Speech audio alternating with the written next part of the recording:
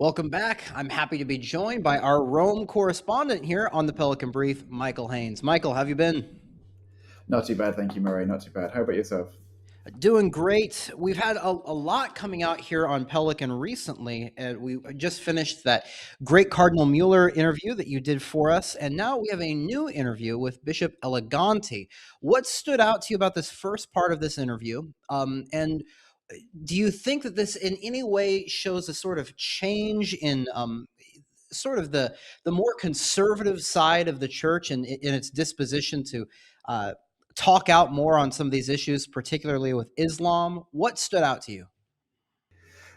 Yeah, very much so. So Bishop Eleganti, he's an emeritus auxiliary bishop from Switzerland, and this first part of the interview he gave is very forthright on the issue of Islam, particularly whether Catholics can anticipate building some peaceful coexistence with Islam, and that's well, it's very much in the news currently because it seems almost every week we hear either a foiled attack or sadly an attack that was carried out by Muslims upon Christians, upon others, basically, or pretty much every week. So Bishop Eleganti is quite strident in his tone. He's saying that you cannot actually even comprehend trying to build a system where you have Catholicism and you have Islam coexisting side by side. And he also tries to downplay the idea that we have to distinguish between Islam as some peace loving religion and the Islamists, who are the radicals who misinterpret texts. And he says it is the same thing, it is just Islam. It's intolerant in its very nature, it's anti Christian in its very nature. So I found that incredibly striking because we see a real unwillingness, whether it be from ecclesial figures or from political figures, to basically call a spade and to tackle the issue of Islam. You have it in the States, we have it in my own native country in England, where the issue of Islam is really thrust into the center of the debate with immigration. And Bishop Eleganti also notes that immigration is being used as a way to undermine societies, and the remnants of Western civilization, of societies that we're witnessing the destruction of, those remnants are Christian. So it's truly an attack on what's remaining of Christian culture.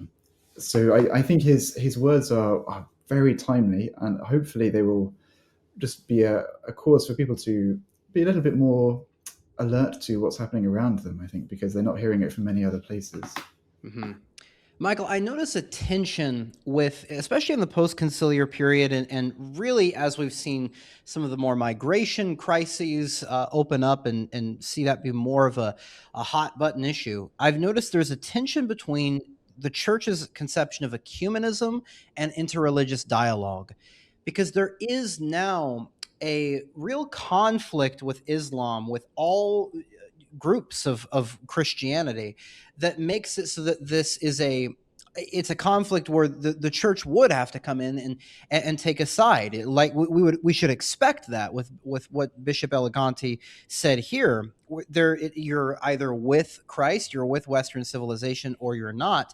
How do you think the Holy See and the Curia is adapting to this new shift in mass Islamic migration, but also mass Islamic violence everywhere, and reconciling that with also wanting to be friendly to every Christian group that is also facing that threat from Islam? Do you think they notice a tension? How is the Holy See and the Curia itself dealing with this development? I think as a body, there doesn't seem to be as much recognition on the part of the Roman Curia, or even perhaps on the part of the Pope.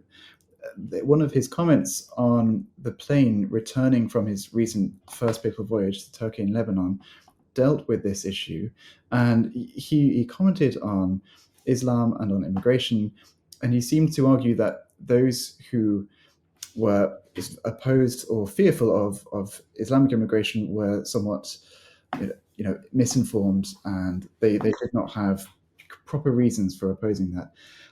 But it seems to be very much divorced from reality.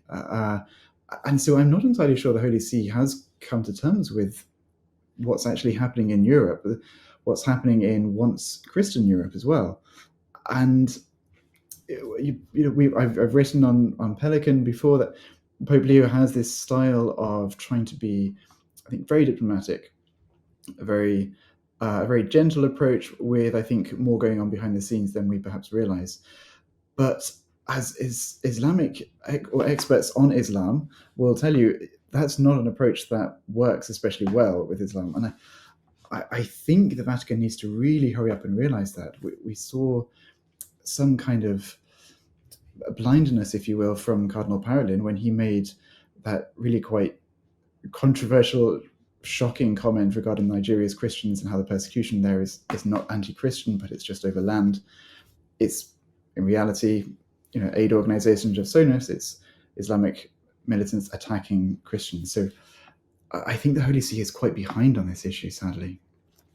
Yeah, it's something disappointing. It's there's even been a regression since Pope Benedict XVI, where he had some very controversial statements against Islam. Of course, there were also some interreligious meetings that he had as well. But this is something that I think the Holy See should be taking more seriously, being more bold in its approach, rather than this regression of becoming even more diplomatic on something that's more pressing, and needs that kind of bold approach. Hey there, thanks for watching. If you want to see the full video, you're going to have to go to pelicanplus.com and sign up for our groundbreaking, truly Catholic platform. You can find your favorite podcasts. You can find your favorite prayers. You can find your favorite authors and even your favorite books. Visit pelicanplus.com and find out more.